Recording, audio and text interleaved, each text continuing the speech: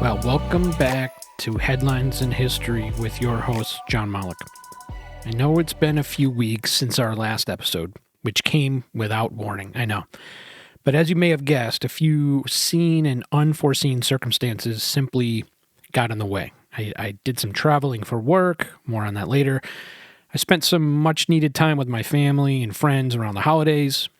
I had an opportunity to dive into my new role as the historian for the Rainbow Division Veterans Foundation, more on that later too, and also took some time to reflect on the show now that we've hit our 40th episode. So all those circumstances jumbled together gave me an opportunity to kind of step back and breathe a little bit, and let me say, kind of needed, if not much needed. So either way, we're going to call this episode A Brief Hiatus and Israel, because I'm going to talk about a recent trip that I took there that I think is fascinating, and we'll cover on a few different episodes.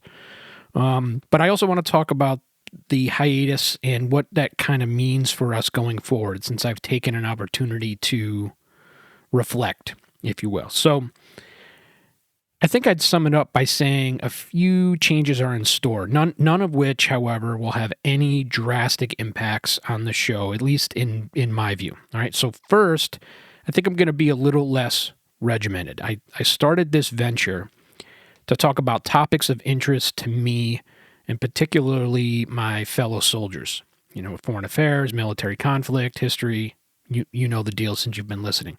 Certainly not to become successful or profitable. And I can assure you, I am neither of those two things. So I think what we're going to do, we'll have episodes be a little shorter. I'm looking at the 25 to 35 minute range. And I'm going to be a bit more sporadic in my posting. I want to ensure I'm dropping episodes when it works best for me, for my job, for my family. And by doing so, maybe, just maybe, the quality will go up as I focus less on timelines and a little bit more on content. So shorter episodes and a bit more sporadic in terms of our posting. Okay. Second, I'm going to be including some more history on the famed 42nd Infantry Division, the unit in which I am a part today, the famous Rainbow. And this is because my responsibilities have grown in that department, true. But more importantly, and this for you as a listener, the history of the 42nd is pretty amazing. It's valuable, it's intriguing, and there's a lot to be learned about particularly World War I and World War II, and then we'll also talk GWOT, so the Global War on Terror, through the history of the 42nd. So it's going to be some interesting stuff. And also, I want to do this because the history of the 42nd really isn't available in some of the newer mediums that we have available today, like video and audio, clearly what we're doing here. There are many books and articles written on the 42nd service in both World Wars, I and II, as I said, the Cold War, Global War on Terror, but they don't exist in any profound way across today's mediums. And I think the 42nd, as well as some of the other units, of course, they also deserve their time in the spotlight, if you will, in these mediums. So as the historian for the RDVF, and because it relates to military conflict and history and the rest, I think we're going to be doing some focus on the 42nd. And again, it'll open our eyes a little bit to some of the history of World War I and World War II, and we'll just do it through the 42nd story.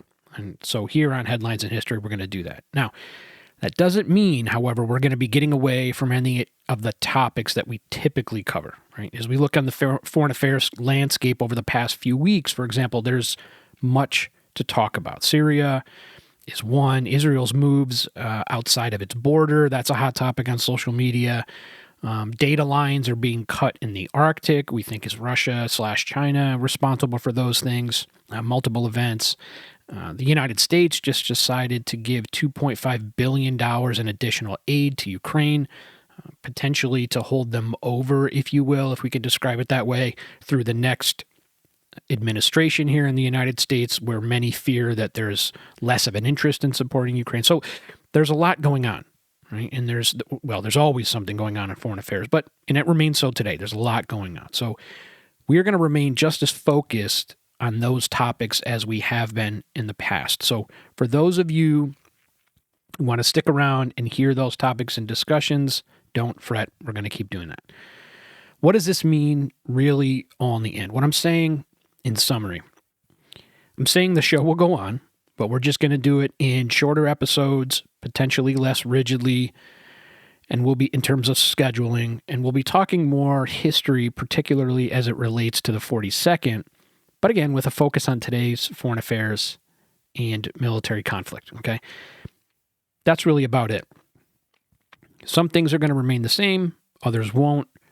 Either way, regardless, I'm grateful for everyone who's been listening, and I hope that any shifts we go through in the next few weeks as we kind of reinvent and see what we can do here going forward doesn't push anyone elsewhere. And you kind of really continue to remain a part of this, let's call it an experiment going forward. Now, let me add one more thing. Just because we're going to be a bit less regimented in our posting doesn't mean we'll do any less. So potentially, if we do 25, 35, 40 minutes, something like that in an episode, it doesn't mean I'm going to push that to once a week and then there's less content. We could be even doing even more. I just have to make sure that the schedule fits and it doesn't obstruct what I'm doing in life when it comes to, again, my personal life and work and stuff like that. Okay.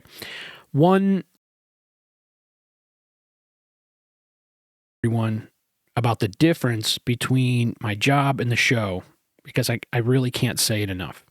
While I do remain in the business, as I like to call it, and a good deal of my topics cover what I do for work, sort of, this little venture here is purely personal in regards to my opinions or beliefs. The U.S. Army, the New York National Guard, the government as a whole, they play no role here at all in terms of those things. I don't speak for any of those entities, and what I say should not be taken as supported by them in any way.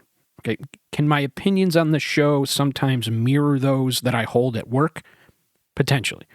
But if that happens, it's based on coincidence, not some type of correlation or causation. It just so happens that my opinions are the same. And will I discuss places that I've been and I've went to, traveled to, and people that I've worked with? Sure. And I'll talk about that if I receive permission to do so from those at work that are related to this, this venture and the people that I've met. If I don't get that permission, then you'll never hear about it. I can assure you of that. All right. And of course, lastly, as if I need to say it, but I will no matter what. Remember, any opinions I have are based on information that you have access to as a member of the public.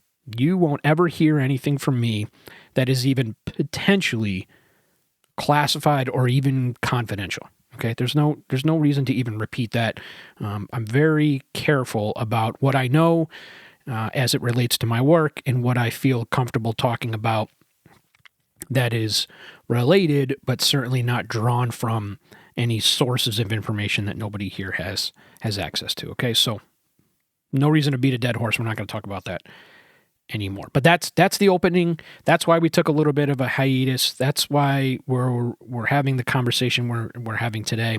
But everything else is going to remain the same. So, continue to follow on X, Headlines in History. We're going to continue to post on the same podcast sites. You're going to see me on YouTube, although the podcasts are mostly going to be audio format instead of video. That saves a bit of time, potentially, unless I do some interviews where I think it's relevant.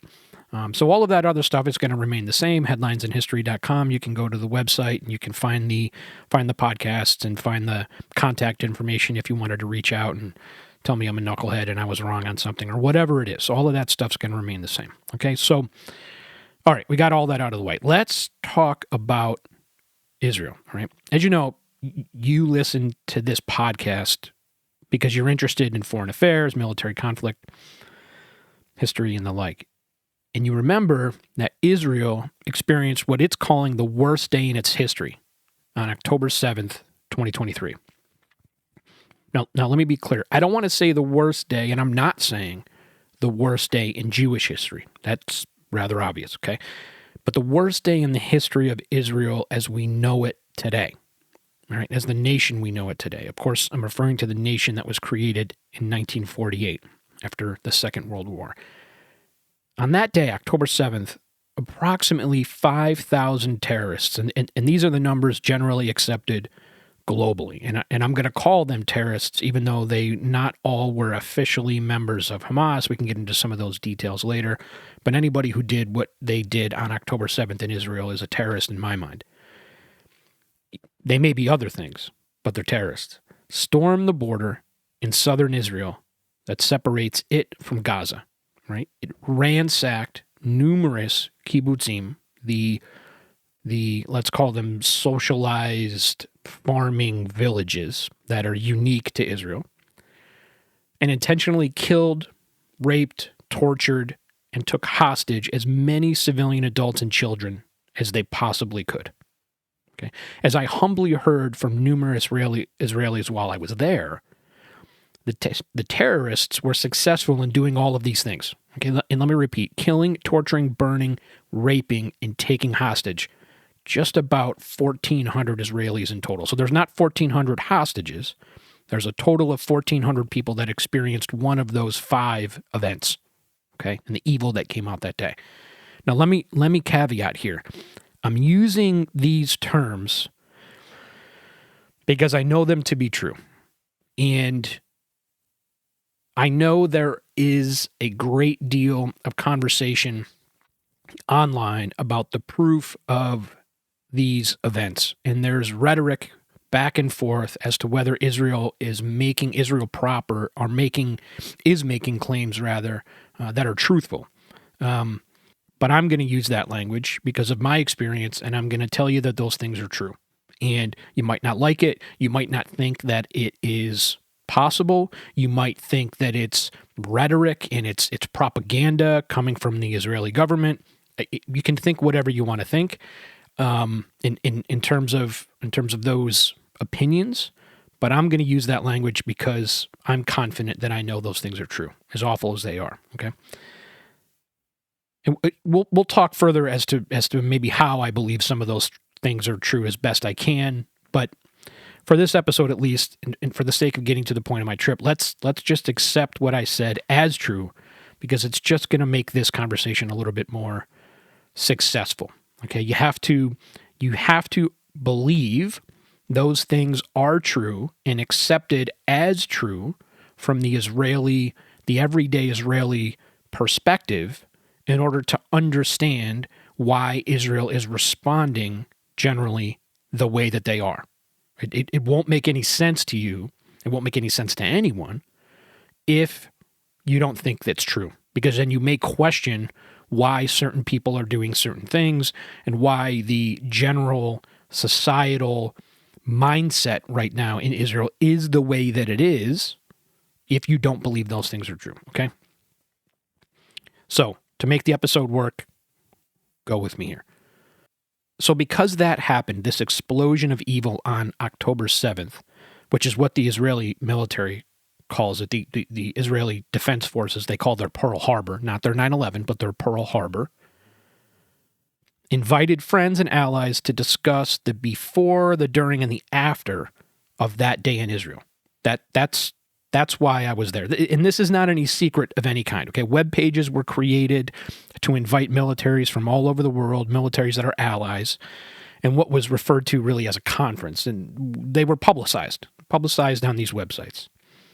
And as a result of that, and the United States' particular partnership with Israel, specifically in the military domain, and this is something that New York participates in directly, myself and a fellow colleague were invited to attend.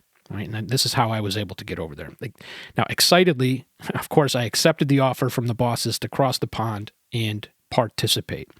Now, there's certainly plenty of things that I can't discuss and that remain strictly within my work environment, and it's not for our show here. But there are plenty of things that I can discuss, and I think and when we're going to talk about some of those things today, okay? And I think knowing what is open for discussion and what isn't open for discussion, I'm confident that what I can talk about is going to be valuable enough for those that are listening to get something out of it, okay? You're just not the things that I can't talk about aren't going to be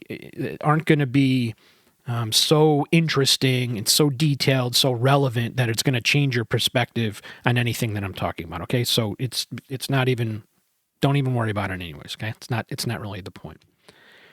What I first want to do, though, I want to give you some easy wins. I want to talk about some of the things that occurred to me when I got there and through my experience that has nothing to do with October 7th, right? Just want to give you a general impression of what it was like to be in Israel, just to be there no matter what. First, let me give you some background. Ever since I was a kid, the Israel-Palestine area, whichever title you prefer, I think you know where I stand, was like a bucket list destination for me. For those that know me personally, you know I, what people call, grew up in the church, okay? And have for time immemorial had a fascination with the birthplace of Judaism and Christianity. Right? As I've grown older, I no longer have any real religious or spiritual connections or fascinations with the land in that way. But as a lover of history, my desires to visit have remained really, really strong. And I'll say I wasn't disappointed.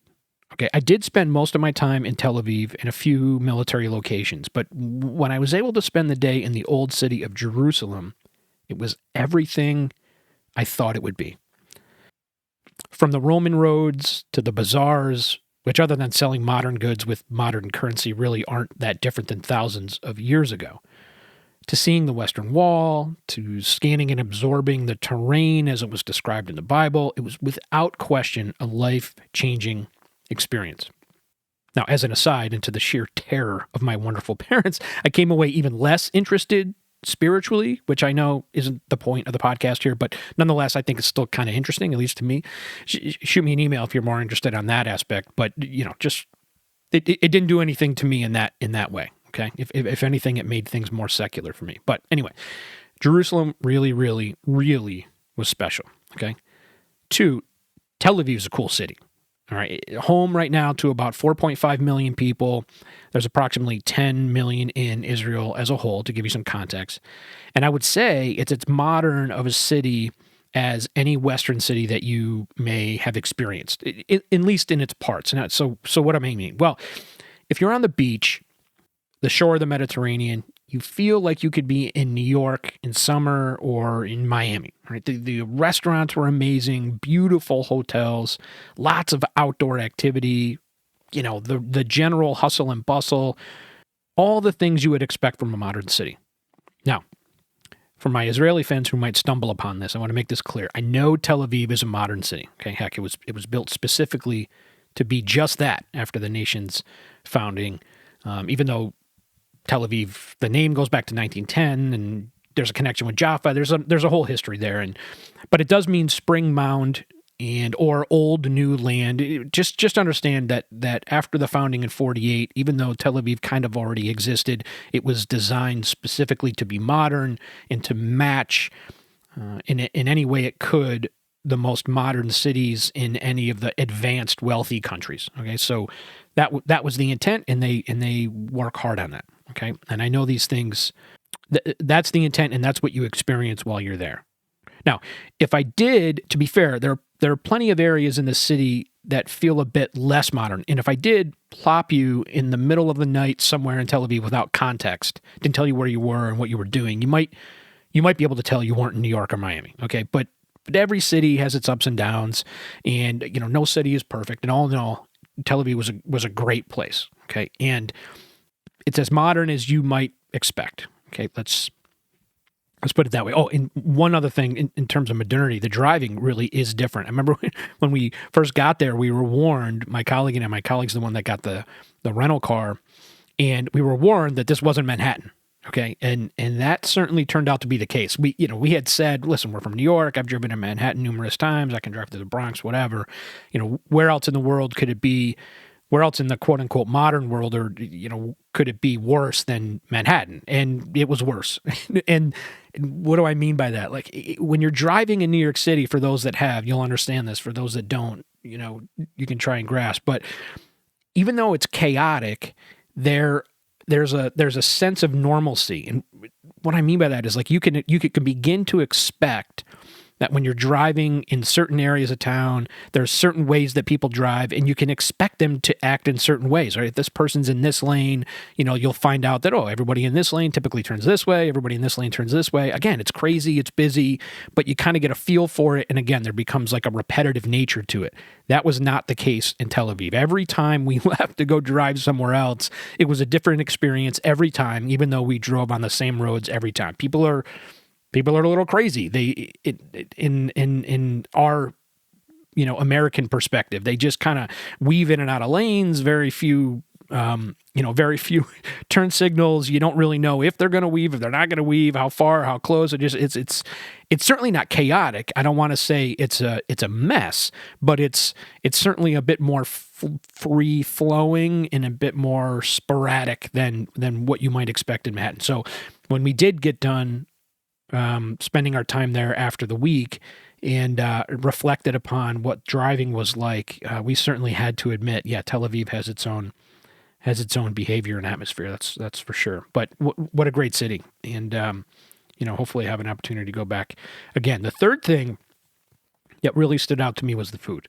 It's hard to describe. It was the freshest that I had ever had, at least on a continuous basis. Of course, I've had fresh fruits and breads and vegetables and all these things in plenty of times in my life. But when I say consistently, I mean like at every meal, everywhere you go. It doesn't matter where you're eating. It doesn't matter the restaurant. All of the foods, again, really, really, really fresh, just amazing. And so it was just constant. And, we would hear things from time to time like, hey, you're going to have this salad. There's fresh tomatoes on there. You're going to enjoy it because basically every tomato in Israel was on a vine 2 days ago. And now it's on your table. And, it's because Israel feeds itself. It relies very little on other countries for certain products, especially when it comes to fresh produce and those things. And it's just small. And so it doesn't take long to grow on a farm in, outside Haifa, for example, in the north, and then make its way to Tel Aviv in a couple of hours. And there you go. It's on, my experience is the United States, where you get an orange from Florida, and it might be great, but how long is it going to take for an orange to get from Florida to New York, And, the advantage in a lot of ways here in the United States is that I can get oranges all year round, no matter where I live, right? You live in northern Maine, you can get fresh Florida oranges all year. It might be more seasonal, and it might be better in some seasons. Strawberries are better in the summer, whatever, but you can get them. But, that you lose a little bit of that, technically that freshness, if you will, because the country is so large. So, and the other thing that was different is, in terms of food, there's access to everything. So there's McDonald's in Tel Aviv and coffee shops that you'd expect and fast food, typical American, if you will, American type stuff, but there's very little access to it, right? There's not a McDonald's on every corner with a drive-through. And so, in a busy afternoon, you couldn't just take a right at the next light, jump into a McDonald's drive-through and gorge your face for half an hour and then get back on, the highway and head off to your destination. It just doesn't exist that way. So you don't have that ready access to just cheap crap food that's really unhealthy. I'm not to say that, I'm not here disparaging McDonald's, right? But we all know the difference between fast food and a fresh apple, right? Let's not be silly. So, so if you want McDonald's in Tel Aviv, it's fine. You just bring it up on the app and you can look and, I'm going to go over here, I'm going to go over there and, take a little trip out to McDonald's. You can have what you like. But it's not like it's down the main thoroughfare and you're driving downtown Tel Aviv and then you just, every 4 blocks there's a Starbucks and you just pop in there and drink 1,000-calorie coffee. It just doesn't work that way. So, your access to good food and healthy food is everywhere, and your access to that quick American style stuff is kind of sporadic and spread all over the place. So it has a much less effect. The effect is less on the health of the society in general, I think, is a better way to say it, because there's just not the access you'd imagine. Right? And particularly drive-thrus. The drive-thrus are not a thing in Tel Aviv. I'm sure I didn't have the opportunity to explore every single nook and cranny of Tel Aviv in the week that I was there is certainly very busy. But, so I'm sure you may be able to bring one up on a website and say, hey, look, there's a drive-through in Tel Aviv. Okay. But generally speaking, they just don't exist. You got to park, you got to get your butt out, you got to go walk, or you're taking public transportation, which is something they're kind of working on. When I say public transportation, I mean more so with taxis and Ubers and things. They just actually installed their first subway line.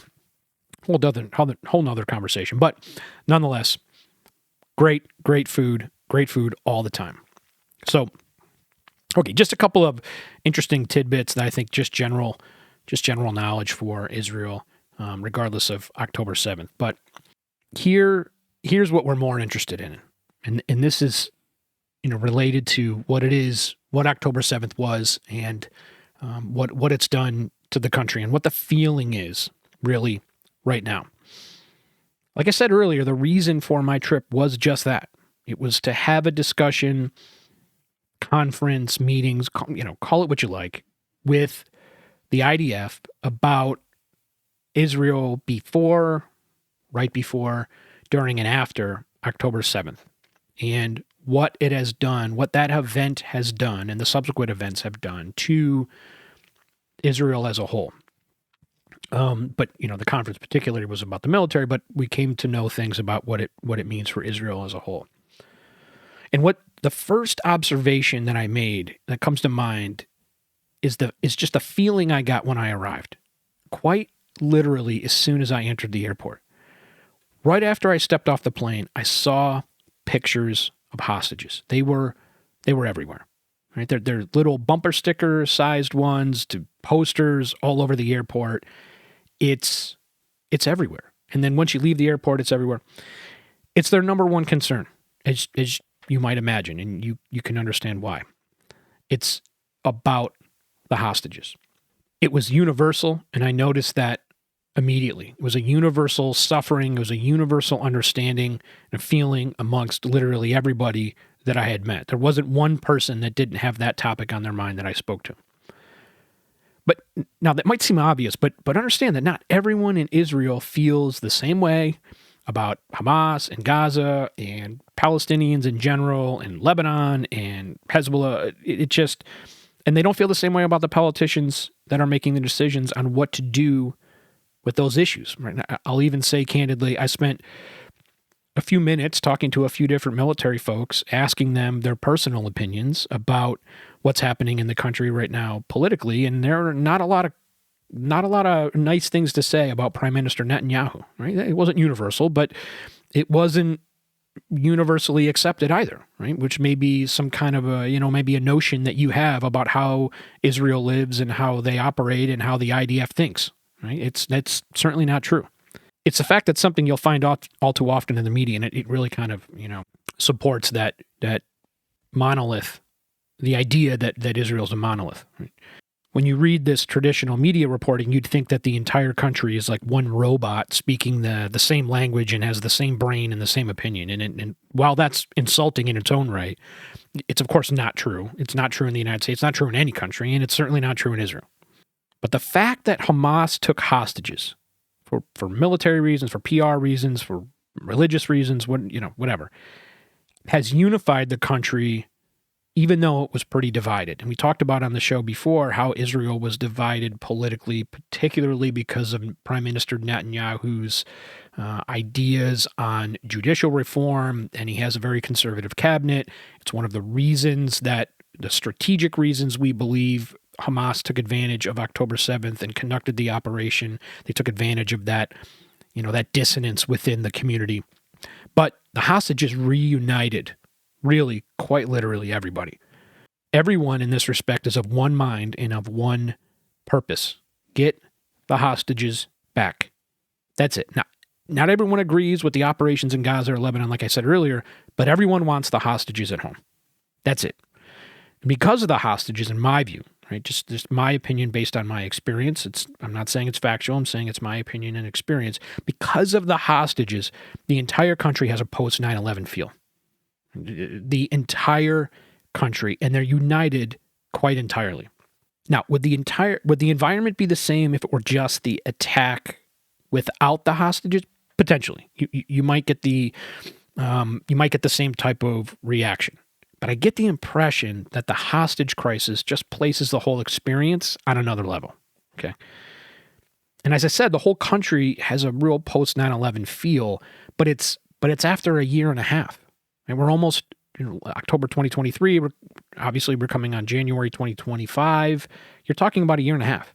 And when I say post 9/11, I mean the feeling that the United States, as we generally felt in society just a couple weeks after the towers fell, everyone who was alive then and was an adult then recognizes, remembers what that feeling was like. I mean, President Bush had a 90% approval rating, 90-ish% approval rating after the towers fell. Everybody was just in one mind.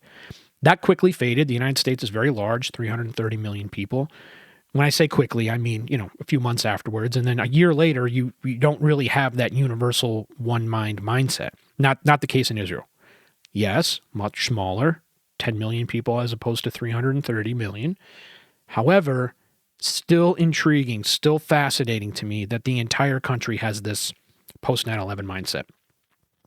They operate with that thought in mind every day. The billboards all over Tel Aviv with the number of days since October 7th. They just add another day every day, in particular because of the hostages. Hostages are on the billboards. They're on stickers all over the wall. They were on stickers in Jerusalem. They were where you just wouldn't imagine, right? A bunch of bumper sticker-like stickers adhered to, old Roman era walls in the old city, and there they are. It's everywhere. The other thing that's related to that indirectly is that the country has a warlike mindset. What I mean by that is that the country believes it's at war. This is not some type of a response to a massive terror attack like 9/11 or some large domestic tragedy like both natural and unnatural, I guess, if you will, like the hurricane in New Orleans years ago, Katrina. And, the rest of the country is kind of focused on other things, but the people around Katrina are focused on that, and it's just not that way. The entirety of Israel is in a war mindset. Yes, they go to work.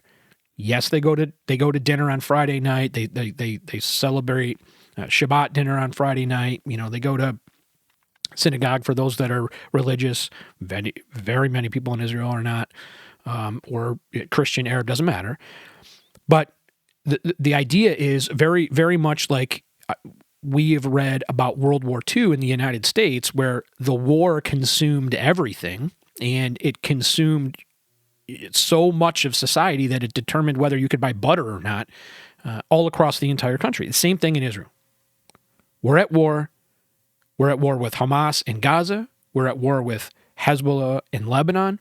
We're at war with the Houthis down in Yemen. We're at war with anybody that wants to bring harm and tragedy and attacks Israel. And they feel like they're kind of combining all of those things into this generalized defense of their existence, and then operate as such. And so it's interesting.